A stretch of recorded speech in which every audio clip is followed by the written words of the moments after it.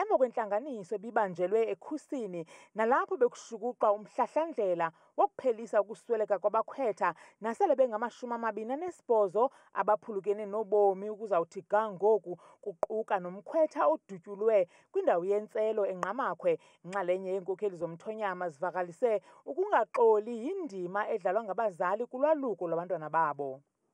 Abona bantu basenzakalisayo ngumsantsa ophakathi kwabazali nabantwana babo, ngoba kaloku uqala ndawoni ukuthi xa usalusa umntana wakho ube kude kuye. Usekela mphathiswa ujongene nemicimbi yeenkokheli zomthonyama kwiCOGTA uNkosana uBens Ncamashi utyikimbisele umnwe abo basingela phantsi eli siko athi linenkqayi ngelithi emva kwentlanganiso namhlanje bazawukhomba umzonotywala. Asizushiya nalinye ilitye linganqikwanga.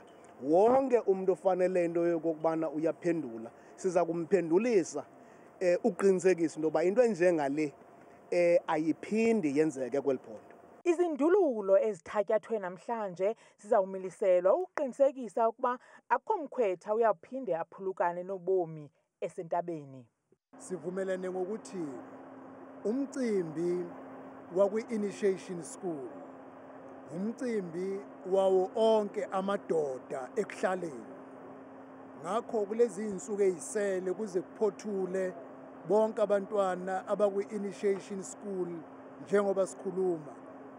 Bonke abantu abangobaba amadoda ekuhlaleni bazothatha irresponsibility ukuhambela ama-initiation schools ukubheka ukuthi ezempilo isezingeni elifanele nokulekelela ukuthi uma kukhona intsha yakithi ababona ukuthi ayikho esimene esihle isizwe masinyane ukuba iyiswe kwimtholampilo ukuze ingaswelakali ngenxa yesimo esuke ibhekene nazo.